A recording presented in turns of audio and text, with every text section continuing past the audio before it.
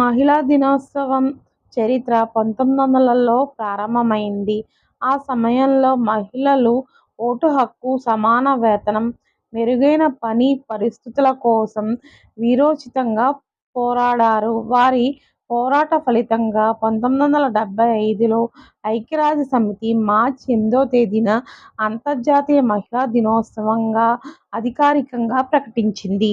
భారతదేశంలో కూడా మహిళా దినోత్సవాన్ని ఘనంగా జరుపుకుంటారు. మహిళల హక్కుల కోసం పోరాడిన సావిత్రిబాయి ఫూలే, దుర్గాబాయి దేశ్ముఖ్ వంటి మహిళామణుల స్ఫూర్తిని స్మరించుకుంటారు. మహిళా సాధికారత కోసం ప్రభుత్వం చేపట్టిన వివిధ కార్యక్రమాలను ప్రజల్లోకి తీసుకువెళతారు. మహిళా విద్య, ఆరోగ్యం, ఆర్థిక స్వావలంబన వంటి అంశాలపై అవగాహన కల్పిస్తారు.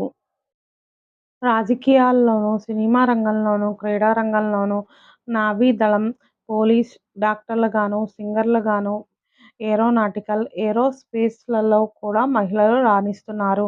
ఇందిరాగాంధీ, సావిత్రిగారు, జయప్రద, జయసుధ, పి.టి. ఉష, కరణం మల్లేశ్వరి, సుశీల, లతా మంగేష్కర్, కల్పనా చావ్లా, సునీతా విలియమ్స్, కిరణ్ బేడి వంటి వారు ఎంతో సేవలను అందించారు. కానీ మహిళలపై ఇంకా కొంత వివక్ష చూపిస్తూనే ఉన్నారు. ఢిల్లీలో జరిగిన నిర్భయ సంఘటన అయినా, హైదరాబాద్లో జరిగిన దిశ సంఘటన అయినా మహిళలు ఎంతో జాగ్రత్తగా ఉండాలో తెలియజేస్తున్నాయి. అలాగే 6 సంవత్సరాల పసిపిల్లల నుంచి 60 సంవత్సరాల వృద్ధురాలు వరకు మహిళలపై అత్యాచారాలు జరుగుతూనే ఉన్నాయి.